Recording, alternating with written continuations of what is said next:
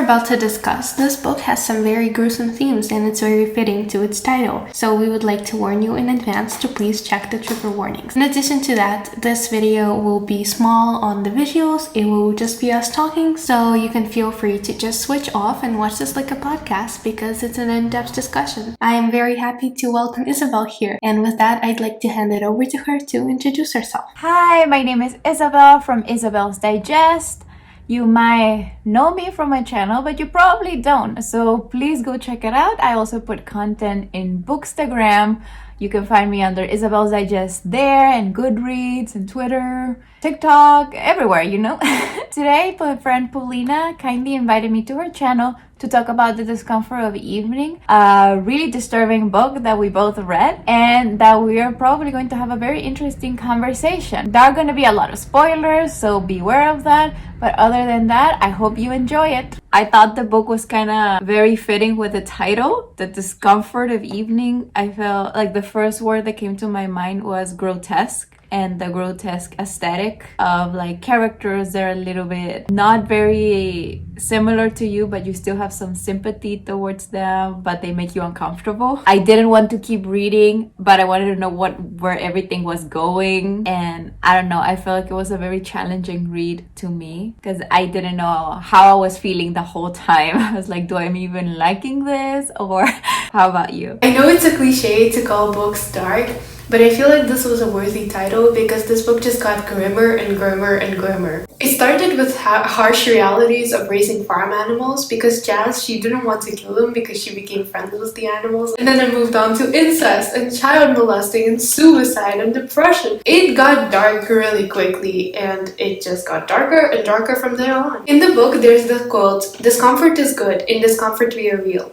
And I feel like this book really stripped away the layers of all of the characters because we got to see them at their rawest moments, at their most like real moments. It was definitely uncomfortable for us to be confronted with this honesty, I guess, and the way that people deal with grief, to see all these emotions that you don't normally see in everyday life.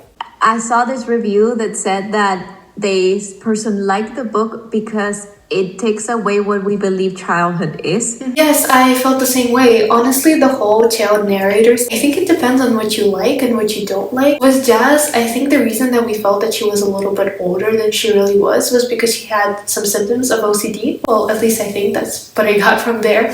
For example, when she's on her way to school, she steps on the half-cracked tiles and she avoids the quarter-tracked ones. And she has a lot of these rituals that she thinks that if she doesn't do, then something horrible will happen. And as well as that, it's also the fact that it's a very difficult thing for a child to confront grief in general, but especially when she thinks that the grief is hers to blame on because she like wished her brother's death upon him. Grief always ages you, and for a child of her age as well, it's especially hard to deal with. We have a tendency to see children as well as innocent, as you said before, as children who can do no wrong, and it's not always the case, and we tend to dismiss their emotions as something like less serious than ours. Well, perhaps because of her OCD, she focused on details that other children don't, and I guess it really puts you out of your comfort zone to see children focus on all of these things that you don't think they notice because they're not as old as you, or you think of them as more innocent and not realizing like the terrors of the world yet. I guess I actually appreciate the author making this darker than it needed to be, because it really made us as the reader come to terms with this whole thing of not every child is just as pure as you think and you're gonna have to deal with their emotions. But that being said, I did find some aspects of this unrealistic. For example, when the neighbor who like takes care of them arguably more than their parents, she like pops around, she asks them like, "How are you doing, kids? Oh, you like need help, whatever." She failed to notice that this whole sacrificing ritual thing was happening.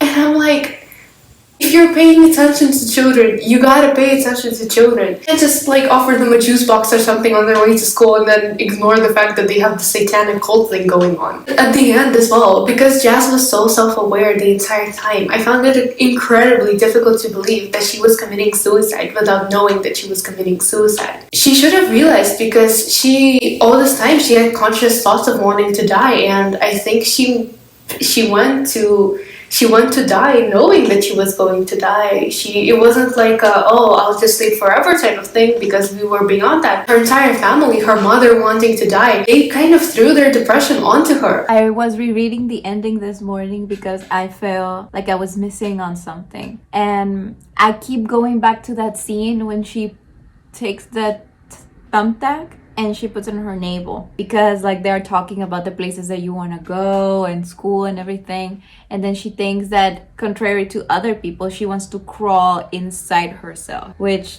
first of all, super heavy, and second of all, it kind of goes back to that moment when she also talks about losing faith. And you lose faith when you find yourself, something like that. I'm misquoting it, of course, but it was along those lines. I'm like, is she crawling back to herself by crawling to where Matthias is? Is that what this symbolizes? Because I feel like this novel is highly allegorical, and it kind of reminds me to, in the Bible story, how Christ goes back the third day and then he goes up to heaven. Is this kind of like that crawling back? I was trying to see them as kind of biblical figures, and I feel like Jazz would have been kind of Judas and Matthias Jesus, because she's kind of like sacrificing him, but then we don't get to see that as kind of like fully play along. I don't know, I mean, that ending, it felt bittersweet to me. You know how they were always Jazz and Hannah were always talking about the other side and someone was gonna help them. I kind of felt like that was coming, but then it never came. Yeah, this whole novel was very allegorical. I absolutely agree. For example, the whole she has problem going to the bathroom and her stomach like literally bloats. Well, she has trouble holding in the grief and like letting go of it, because for her, well, she doesn't want to let it go, because unlike her parents, who claim that they're fine and absolutely just like flat out avoid, and I, having knowing it, like no offense to the parents, but I am high-key judging them for that. But she puts the pin into her stomach to stop it from going out, because even though she wants to get it out and discuss it, she also doesn't want to let it go, because then she'll move on and her brother will be dead while she's moving on. Their bodies show their grief, and that's another example of like how nature betrays us. I feel like that was another theme in this book. Like her mother, she just starts eating less and less and less. At first it was more like, I don't want to eat because like it feels unfair that I'm still here and my son isn't. She's wearing thin, just like the grief is wearing her away. I think your interpretation of her being Judas is really interesting, but at the same time, I don't fully agree. I know that she thinks that it's a betrayal, but with Judas, it was actually a betrayal. With Jazz, it's even described as just that. She's a child, she's 12. It was a moment of spite for her. I think that we should remember that she's only 12. I felt like the brother was really focused on himself, much like the others were. But unlike the others, his anger and his grief, it was directed at himself. And I felt like this was an allegory to God, because the whole family was playing God at some point. Because we had the whole reference to The Sims. Well, if you play Sims, you're basically this otherworldly presence in control of these little people, right? So you can make them do whatever you want. You can get rich quickly. You can make them have kids, well, like Jazz did. And actually Jazz did the same thing with the Toads, because she wanted to have that sense of power and that wanting to make sure that everything was okay. Or, for example, her father, who literally believes that he is a god. I kind of felt that maybe he had an illness of some sort, because it kind of felt like he wasn't really aware of the actions that he was taking. As a god, he was just like giving out punishments back and forth, and in their religion it's like the punishments are handed out by God. So especially when Obi became violent, I was really scared, because he started doing those things to the animals, and I don't think it's a lie to say that how you treat animals is very reflective on how you treat people. And he started doing those things to them first, and then he started doing those cruel, pervasive things to his sisters, and he just became really violent. And then when he threatened to actually kill everyone, I was very scared he was going to do it, and maybe that's what pushed Jazz over the edge a little bit too. I was scared that she was going to wake up and find him standing over her and her entire family murdered. It's kind of this origin story of a psychopath. Yes. With the brother, basically. And I think it's very interesting also how you say that different parts of the family were trying to play God, because I totally saw that. And there was this moment when the father, I think it was when he burned their Pokemon cards or something like that. and he's like, you should only have one God, you can't adore other. And then Jazz is like, but we already have two gods, God and Dad. And I felt it was very interesting, and I did some research about the, what's it called, Reformed Church. The Reformed Church is part of the Calvinist movement, and it kind of started with the Dutch people, so it's understandable that they're very hardcore about it. They basically believe in predestination, that God has chosen already who's going to heaven, and that they believe that you are naturally inclined to not love God, that you are born evil, you're born wicked or with a wicked inclination. And there's also no way of repenting. There is no, I'm going to church and they're going to forgive me, I give another chance, none of that. It's very strict and cold in a way. And I don't want to criticize religions or anything, but in a way, I feel like that's how the book is portraying it. And that's what the other side symbolizes at the end of the day.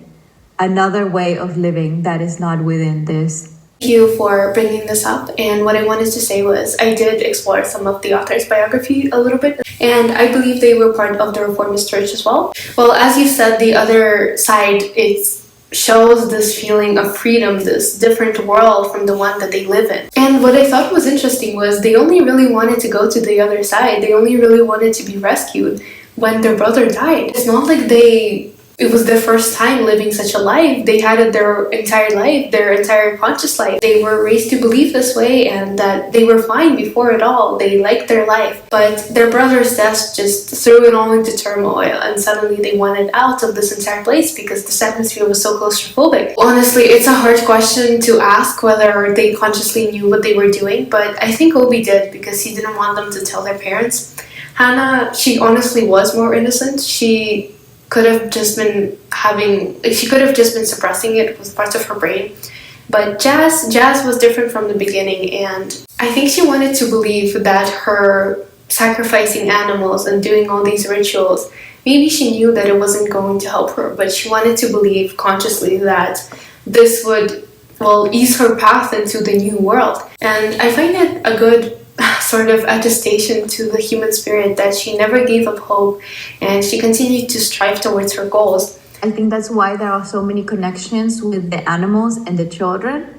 Mm-hmm. And because they are at the mercy of the adults, of the parents. I don't know, there was this moment when they were talking about, maybe all of this happened because you didn't want the child, or that Jazz was born even though the mom had birth control. I found it a little bit surprising that Jazz managed to be born with the IUD there in the first place. The dad was very religious, and you can see that he kind of blamed the death of Matthias maybe for the birth of Jazz and for there being birth control. Jazz, she managed to be born around that birth control. It's an incredible thing. It's honestly a miracle, even for non-religious people. I guess they would see it as a miracle that she battled against, science technically, right? It would have been incredibly hard for them to get the birth control. And for us as modern readers, of course, it's like, what do you mean? It's hard to get a birth control. Just go to the clinic, they'll do it for you.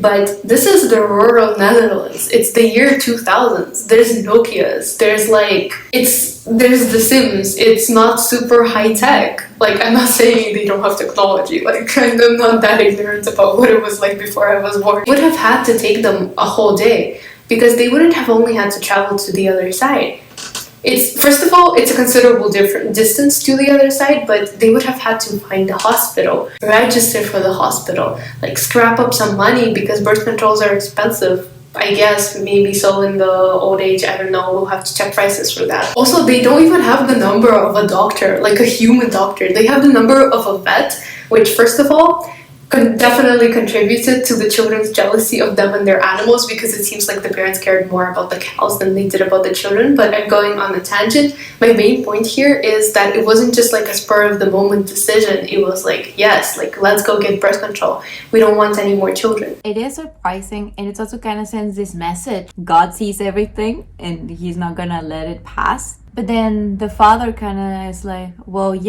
you should have as many kids as God wants you to, but they also need to be fed, need to be clothed. So it really is talking about this responsibility that you have, that is not just to have as many children as you want or can, but also everything that comes with it. And this obsession of them, that the kids want them to have sex because they think that after that everything will be fine. Yeah, I'm wondering if they had other forms of sexual protection, like for example condoms. But we know for sure that they had sex again after Jazz was born because, well, Hannah was born. And also a little bit of a side note, it was quite interesting for me to see how Jazz's sexual desires were influenced by the cows who she grew up around. What was the whole like jealousy situation of her parents be like, cows, feed them, close them for them, and then the children just like, you go ahead and play, kids. So this whole jealousy thing, and also overly sexualized situations. Yeah, I mean, also the toads, the teddy bear, they're all like animal forms, I guess. But I guess like living in the farm, she doesn't see that unnatural, I guess.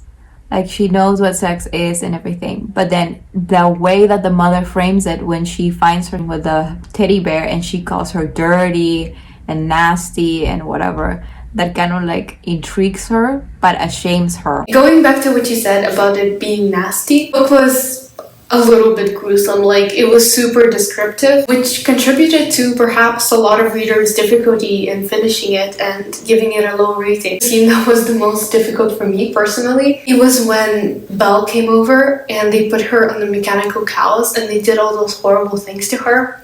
I thought for sure that after that event, it was like I was in this state of anticipation.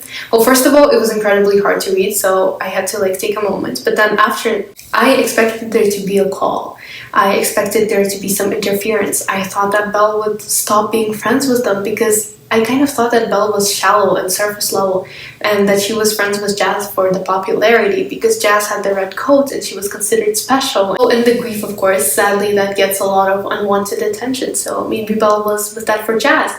Belle was with Jazz for that. And I think it also came off a bit as her being like underdeveloped a little bit. But yeah, I was surprised when no call came. Especially because Belle really wanted to mature sexually. Jazz, she had other things to focus on, and I understand that too. And so Jazz didn't really care about what was going on, but Belle, she did care. Yeah, I mean, when I think back on Belle, I remember the description of how she has a crooked smile. So she maybe she's not very like attractive or anything. And when they had the conversation about boobs and how I think is Jazz the one that tells her, well, for you to grow boobs, boys need to look at you. So maybe she saw it, she didn't see it as invasive. Maybe she saw it as, I'm getting this attention. She's very nice. Like, she's a nice friend, I feel. Like, she sends her postcards, even though she's not very, like, smart or anything, and she writes about the weather. It's because she knows that Jazz likes getting mail. Because I feel like it's a shame that she's underdeveloped. I wanted to talk a little bit about, like, unlikable characters and Jazz being selfish and all of the other things people in reviews address her to be. I read a couple of them. I don't think it's unreasonable for her to be self-focused because we're reading it from her point of view. Of course, you see other people's actions, but you don't see them outside of herself, I guess. So while that did not excuse the poor development on Belle's part and a lot of other interesting side characters that we just didn't get to see, I understood why she was so focused, especially with her inner struggle going on. For example, like her brother, she's constantly thinking about him, but like she's not. Everything she's doing is for her brother. She's sacrificing animals for him. When she's doing them, she's not thinking of him. She's not consciously registering it. She continues her life with him being a part of it without letting go of it. There were characters underdeveloped. It made sense, especially for a character and a person such as her who is introverted and self-focused. So I just went on this whole tangent there. Yeah, I agree. They were terrible parents. Parents shouldn't bury their children, and it was just a very hard thing for them to confront this. But back to Jazz a little, what did you think of the way that she had memories about Matthias? It was interesting how Matthias was resurging and reappearing in Jazz's mind in the weirdest moments. Like when she was like masturbating with the teddy bear, she always thought Matthias, but then felt guilty when she thought about someone else. Or like those scenes with the cows when they bring him up, is like Those are the weirdest moments to bring him up. And the whole bestiality, I once attended a seminar about it, like how we often have stories of women with animals. It's never men with animals because they kind of like associate femininity with nature and nature with animals, and the animal take the part of maleness. We could see maybe Matthias being an animal, being like one of the cows or something, because like that's all the parents care and like they're all they think about. But I was thinking also of the word visceral. That's the word that I found most in every review of this book in Goodreads. It's visceral, it's dark, and visceral comes from the intestines of the cows, of the humans, and we have all these bodily functions. Because I feel like if you center on the body, it's easier to locate a body than locate grief or to locate where Matthias goes to. Mm-hmm. So I wanted to ask you, aesthetically or in style, how do you think the style conveys the story? Oh, you mean the way the author described everything in like a gruesome way, that it was the right choice aesthetically? Yeah.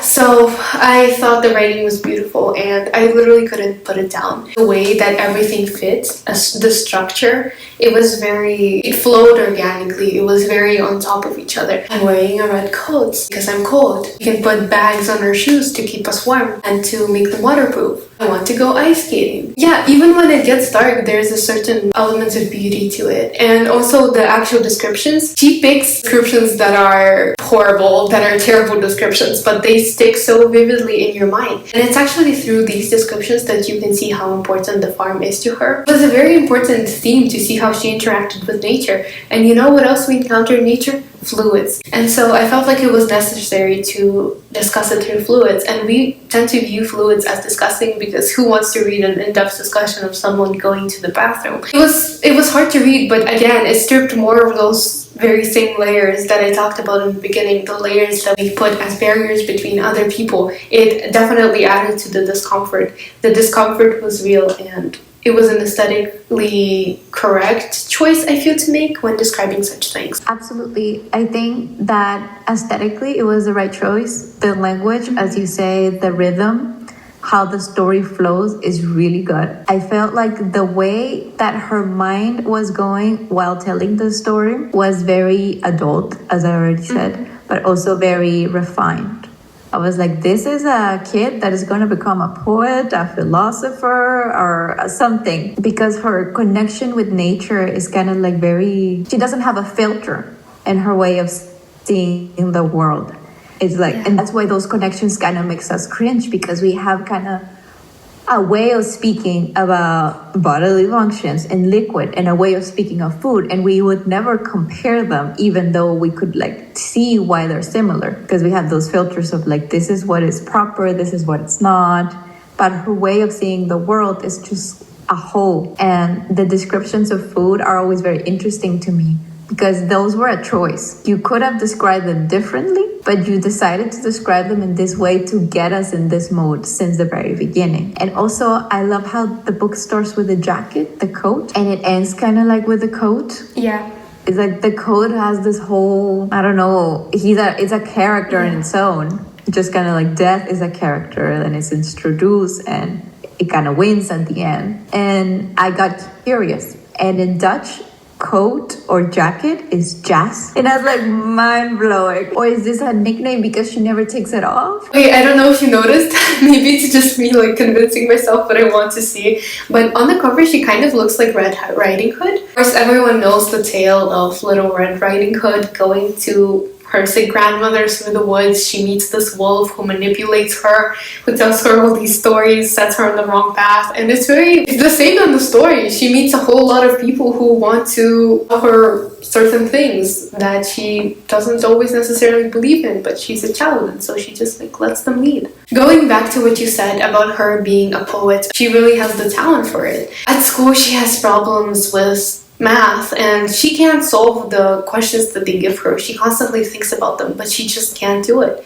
And both her parents and her teacher, they think that she's stupid for not doing it, but well, clearly we can see that in the right sort of cultivation, her literally talents would blossom. She could really make something of herself. We continuously convince children that they're bad at everything because they're bad at one thing. And it just really made me wonder whether we should change our education system because we're losing people like this. Maybe we should take more care of who we appoint as teachers who don't realize the merits that people have inside their own head and need to take the effort to look after these people even if they don't necessarily speak a lot in class because there are a lot of introverts, a lot of talented introverts, and I think if we explored that we would have a better generation of creative people and scientific people. But in this case, I don't think it was just the grades that made her parents disregard her. I think it's because, well, Jazz wasn't a boy. Because intelligent is defined by what the community around you defines it. So for people that are very in physical environment, the best one is the fast one, the strongest one. Interesting to imagine in what other environment Jazz would have flourished. It's very interesting, and you can see that she's a creative person. Like, for example, the test that she devises for the vet. That test that she put for the vet was because he was the only one that asked her how she felt about Matthias. So again, red flag of how creepy adult guys can see when a person is vulnerable, when a child is vulnerable, and they know how to manipulate you into thinking that they are going to save you or that they're the only one that understands you and whatever. So this test, I feel like he was lying because it kind of goes into his kind of like perv manipulation. He wasn't like asking her, oh, like he wasn't inquiring about her feelings to be nice. He was like, oh yeah, your brother died, you know, yeah, how are you doing? I respect that. And then leaving her alone. Extremely questionable moment. If you're a vet, would you really put your hand up there? Like, for what purpose? The cows are dying of foot and mouth disease. Like, but if he did, it would have been an opportunity for him to ask her about it. And she would have said, come rescue me. Would have taken advantage of that. Maybe it was God protecting her that he didn't find it. I think that it was more like he got scared that maybe she wasn't as innocent as he thought. That because, I mean, of what I know about pedophiles, that is very little, is that they want their victims to remain as childish as possible. Like that's what attracts them. So maybe it would have, if he found it, would have mean that she was different. She wasn't as innocent, as pure as he thought. And maybe that was like a turn off. Or as you say, maybe it was a wake-up call for him to maybe not do anything. Was the father when he stuck soap up her ass, like her poop, similar as what they do with the cows? And then he grabbed a piece of gingerbread with the same hand. Why would you do that? Yeah, the lack of hygiene in general was just atrocious. How do you not expect to have a plague or to have an illness to your cattle if you don't follow basic hygiene? I don't know if it's after because of Matthias or is that they always been like this? Because they also talk about eating the bread that went bad. Yeah, I've mentioned I found some parts of this book like unbelievable, and this was definitely one of them, the hygiene. Okay, first of all, the hygiene. How did she not get a disease from shoving her hand up there? And the second thing is, how did the cow not react? I'm sorry, but even if she has a good relationship with the cow, she's putting her whole arm up the cow. I think the cow would have at least moved or kicked her or done something about it. You know what I mean? The cow probably saw her dad killing other cows. Like, not sure how aware cows are, but in my book, that would have been alarming. Yeah, also the whole incident with the Coke bottle between her brother and sister, I was like, there's no way that doesn't create an infection or that it feels good, because like the little girl was kind of like jiggling. I thought that's what the parents would have like noticed if like your youngest child has like a vaginal infection from pumping soda up vagina. wouldn't, like, I thought that was gonna be the thing that would make them realize, because I still hope for a nice ending because I'm stupid like that. But no. And I was like, there's no way. Like, you can get a vaginal infection from using soap. Yikes. Okay, I mean, to be fair, my chemistry teacher, not sure how legit this is, but like, I trust her, and I've also seen videos on the internet. She told me that you can use Coca-Cola as a disinfectant, like as the toilet disinfectant. It's just the reason that I found it hard to believe was because it's mind-blowing, the fact that some people are like putting it into themselves. I just don't drink fizzy drinks, so that doesn't apply to me because I generally don't like the taste, but off topic. That's, even if it's like acidic, even if it's a sanitizer, I don't think the author realized that you can get vaginal infections even from clean things. I mean, like, it isn't super clean, right? But inside the vagina, you have special, like, I don't want to say germs, but like cells. You know what I mean? I'm not good at biology. It gives the reproductive organ the appearance that it has, the way that the body controls the temperature, everything. These cells are important. Just flushing them out would really hurt for the person who has the vaginal infection. It would be hard not to realize. But like, even if she didn't realize until someone else pointed it out to her, I don't think they've had a bath more than once throughout this entire book. Yeah, I mean, there's only that one scene when they're taking a bath together. And like, there's not even like a good cleanup. Because the brother is supposed to use the water after them, but then they peed on the water. And like, the mom is non-concerned about them being washed properly or anything.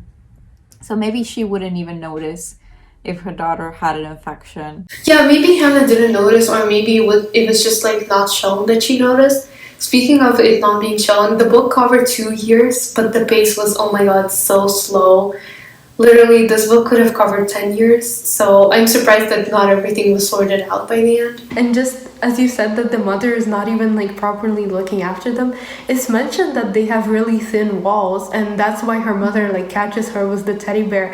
How can her mother not hear what's going on with the brother and everything? Like, they just don't care. It's like, it sucks. And I go back to the coat, because I feel like the coat is kind of like her shell, as if it's a cocoon almost.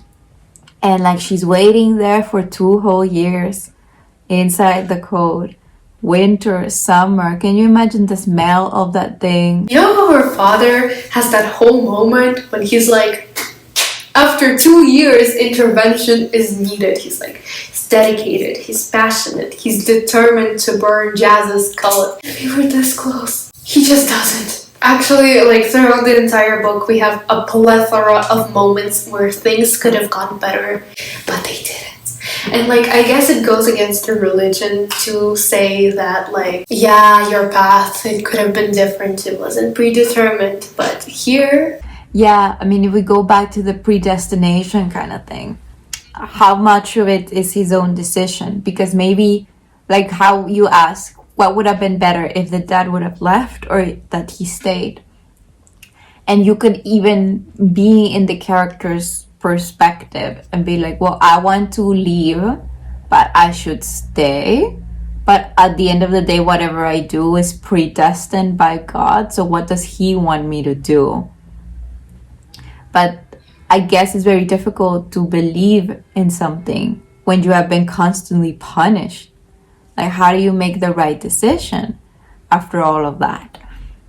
And it's so funny how you say, like, after 2 years, I finally gonna get my together and I'm gonna do things, but then I don't. It's very like Hamlet, like the whole thing, I'm gonna make a plan and then I'm not gonna follow it through. Yeah, oh my god, honestly, like, with The Color Purple, it was more like inside her family. With this, it's more universal themes because she's like alone, she's secluded. With The Color Purple, Like, yeah, it's within her family for the case for a lot of other people, but with this book, it's she's definitely not alone. But unlike The Color Purple, it feels like she's alone because she doesn't have that many people near her. Because unlike The Color Purple, she doesn't know anyone who's experiencing the same thing. Like with The Color Purple, their black family wasn't the only black family to experience racism. White people like lynching them and harming them and doing all of these things. But with Jazz's hometown, who could she go to and say, my brother is sacrificing animals, so you're going through that too, you know? Also, in the end, she just like stopped going to school. Maybe she stopped caring about it and that's why it wasn't shown, but like it just disappeared. Yeah, I made a note about that because it wasn't mentioned anymore. I was thinking maybe it's this subtle way of talking about suicidal tendencies, how people stop caring, and like even when things happen around her, if there's no mention of them, we as the readers have no idea if this is still happening or if this is still in her life. So I think that towards the end it gets even more introspective and even more adult narratives. And I was also thinking like, well, this is still a child.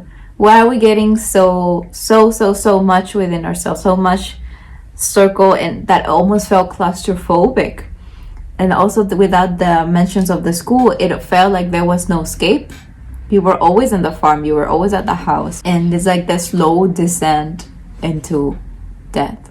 I feel like we got the whole unreliable narrator thing at the end. It's a good trope to have, but it was honestly just so terrifying in the specific setting because she starts to change and she's obviously not the same Jazz that we had at the beginning. She's suicidal. She consciously went outside to try and have this whole nature intervention thing, but then, well, nature happened and she didn't like heal. You can't trust her actions now, and the setting is very claustrophobic. Like, honestly, I wouldn't be surprised if someone sent like a horror film here because it's just terrifying. Yeah, and we definitely have a lot of horror stories focused with children because they get to be very creepy. Yeah. And in farm settings, like secluded. But the setting, it was very interesting to me because at first I didn't know we were in the early 2000s. I thought we were in current times because she goes, Google. I Googled this and I was like, oh yeah, sure. 2020 when it was published. But then I feel like the early 2000s is such an interesting choice, and it definitely has to do with the author because I think they were 20 when they published this in 2018. That means that they grew up in the early 2000s, like me, in the late 90s. I don't know what happened to them, of course, but it could have worked if there were no internet. Like, the references to the Pokemon and the Philips Discman felt very dated in a way. Like when you're reading it now, you're like, oh yeah, of course. It almost makes you have fun when those are mentioned. If you live through them, like the dial-up internet that you can't be in the internet when you have a phone call. And she's like, oh, we can because they can get an important phone call, but no one calls them. It's like so funny if you grow up with that. But then you see like this horrible situation and their horrible life, and you kind of contrast that with other depictions of the early 2000s in media and families. And it's totally different. Like it makes you wonder also what they watch in TV of lives they were portrayed, because the early 2000s was like the time of the sitcom, of like suburban life in America. It's very interesting to me to know what the background noise was. A little bit about that, I did some research and I, like you, I thought that this was later, but it was the early 2000s, and the reason that I know is because of the cow disease outbreak. It was in 2001. And about the Dutch TV, I don't know how to pronounce the name, but apparently it was a famous Dutch actress. I'll put a picture, and that actress was a role model for Jazz, even though she barely watched TV, so that was interesting too. Yeah, the whole show that the mom watches. And it was so interesting because they close the door as if God wouldn't know that they're watching the TV. So that's why I don't know how strict their religion is or what are the stands on TV and all of that. But it was so funny that it was kind of like this game show. And she would like get the words, but they were bad words that they were not supposed to use. But if the children use them, then they will get punished. And it's like so conflicting to me to be like, well, why would you send that message? Like, it's okay of you as an adult to watch the show, but if the kids participate, it's bad. Wouldn't it make just more sense to not have any TV? And there were also these references of like the world is growing, but it feels like we aren't. Like this seclusion in the farm to wanted to keep things as they were. I don't know.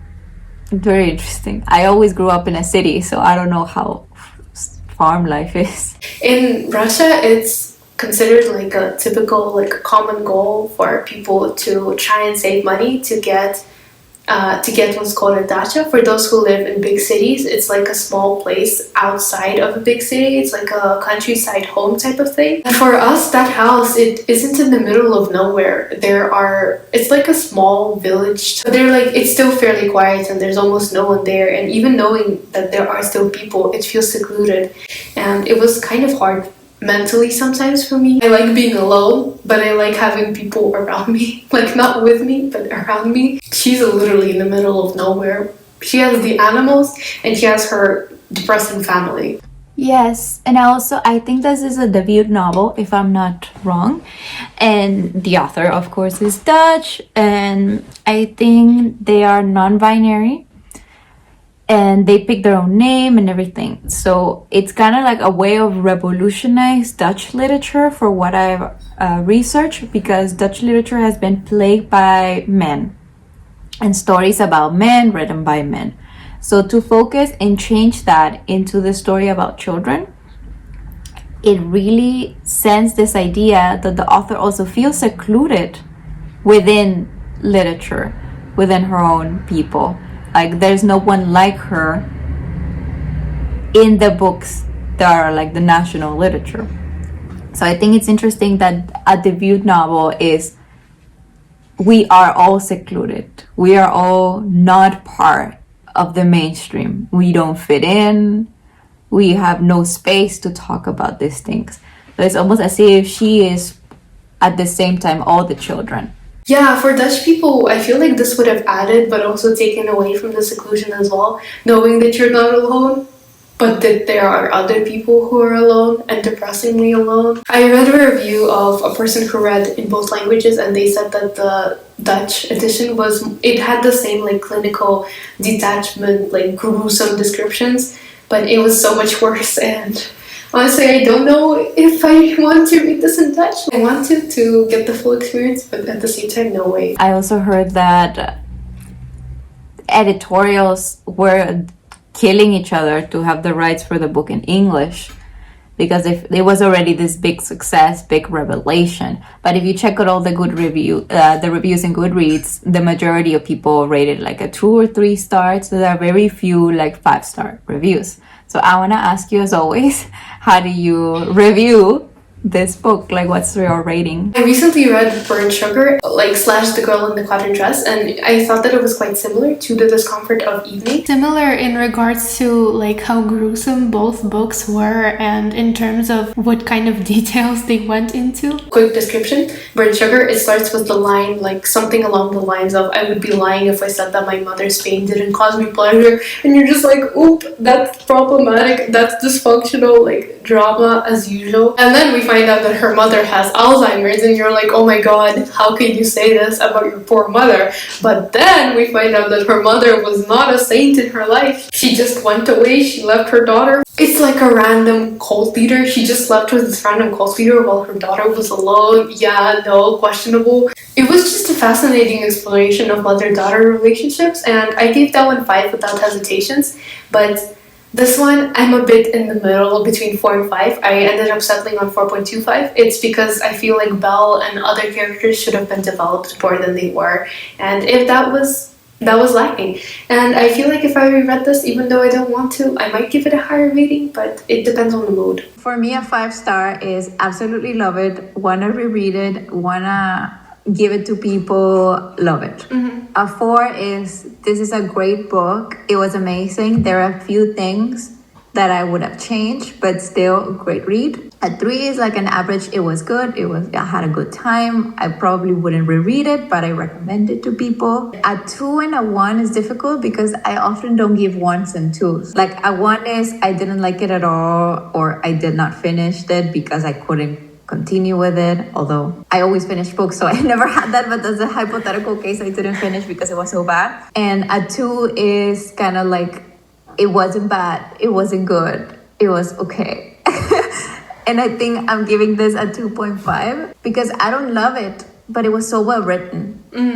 I feel like I should have a shelf of books in my Goodreads of books that really disturb me, but they're really good. They're really well written. I don't want to think about them anymore.